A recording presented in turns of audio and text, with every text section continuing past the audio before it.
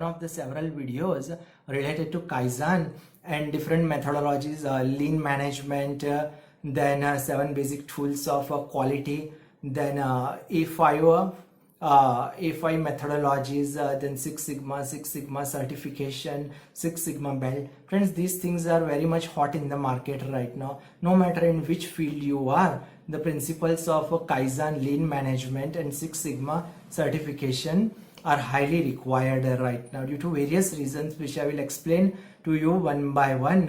And these are also very helpful in your professional career. Suppose you are already doing a job right now, and suppose you add these skills to your skill set. Suppose you get Six Sigma certified, or you get a Six Sigma belt, then you will get a better opportunity to raise to higher designations. And suppose for freshers, if you add these skills, if you add Six Sigma certification skills, and if you explain to your interviewer about your skills of lean management, then there is a good chance that you will get a good job as well as a higher pay. And in many companies, there are specialized positions for people who have got knowledge of Kaizen, lean management, then Six Sigma certification. In many companies, consultants are called for certain period of time to give training to all their employees for these techniques, lean management and Six Sigma certification. So I'll just begin by giving you an introductory details about our first video, that is Kaizen. So the founder of Kaizen was Masaki Imai. His birth year was 1930, and his locality was Japan. Now, according to Masaki Imai, the starting point for improvement is to recognize the need. The companies need to recognize that in which area improvement is required. Now, this comes from recognition of a problem. The employees need to recognize that which are the areas where there are problems. Now, if there is no problem, there is no recognition for the need for improvement. So complacency is the arch enemy of Kaizen. So you cannot be complacent. Like this man, you can see at the screen, he has worn a cloth in front of his eyes. So do you think that he's worried about making things better in his company? So Kaizen basically means continuous improvement. Now Kaizen is applied across all the sectors, be it health care, psychotherapy, life coaching, government, banking, and even at our home, right? So now there is dual nature of Kaizen. So first we can understand Kaizen as a philosophy.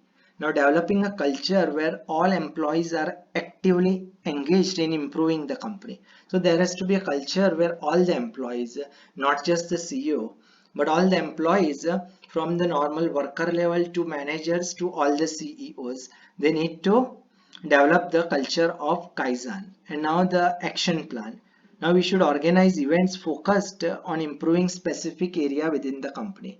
So events have to be organized, proper training has to be given to all the employees. Now Kaizen as part of action is a part action plan and part philosophy. Now suppose we consistently apply Kaizen as an action plan, then it becomes a philosophy. Now this is the Kaizen event. So this is the PDCA cycle, that is plan, then do, check, act. So what is the meaning of plan? So you should create a plan, you should create some kind of schedule, you need to form teams, gather data, you need to identify areas where you think that you require to make any changes.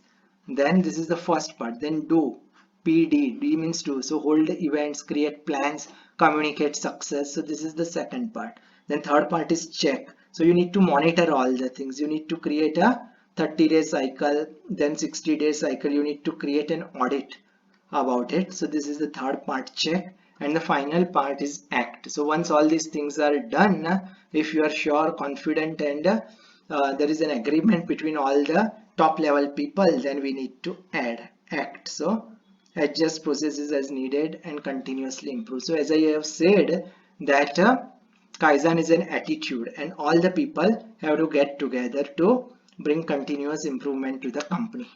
Continuous improvement principles. Now first is, there is always room for improvement. So you should understand that nothing is perfect. There is always room for improvement in each and every area. Now workers are confident about offering suggestions. Now workers should be confident about offering suggestions. So you need to empower all the workers. You need to make them feel as they are part of the company. Only then they will give you your valuable suggestions. Otherwise, either they will feel that they don't have importance, or they will get scared of it. So people should be confident in your company to give suggestions. Then everybody's opinion is valued and considered. So each and every employee is very important, and his opinion is valued, and it has to be considered. Now it is strong personal discipline, right? Everybody has to be disciplined in this. There is no room for complacency. All the people need to get together as a team, work out all the formulas, and then follow it. And the final is teamwork. There should be teamwork. Without teamwork, Kaizen will fail. So when all the things are planned, then there has to be a meeting, and to find out that these things are feasible. And again, after implementing each and everything, the team has to finally approve of it. So this is the 5 principles of Kaizen. Now let me give you a few examples of Kaizen. So you can see in the left side, initially there were 3 dustbins. One of them was blue color for liquid waste, one of them for solid waste, and other dustbin, 3 dustbins. So it consumed a lot of space. So now you can see on the right side, right? I mean, there is only only less space is required, and all the dustbins are one over the other. So this is a beautiful example where space is saved.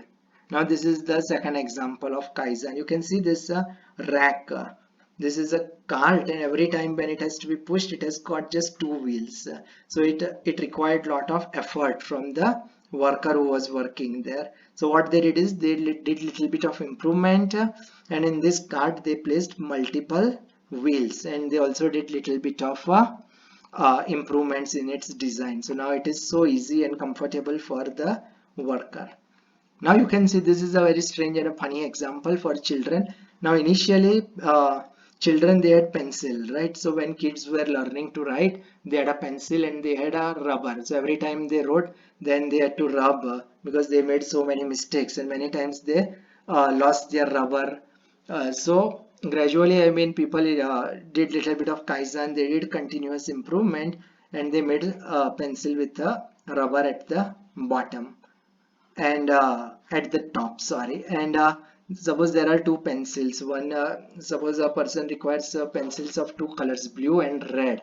So you can see this pencil that in one side you can write it using blue color, in another side you can write it with red color. So this is a little improvement. So now you can view this furniture, right? So suppose that your home is small, and you want to save space, so you can buy some folding furniture, so it will save your space, right? So these are little examples of Kaizen, and I hope you have understood the basic functionality. And I will, in the future, I am going to prepare these videos like 7 management and planning tools, lean management, 5S methodologies and tips, 7 basic tools of quality, then A3 problem solving, 8 disciplines of problem solving, 6 Sigma certification, and 6 Sigma belt. So this was the initial video related to Kaizen.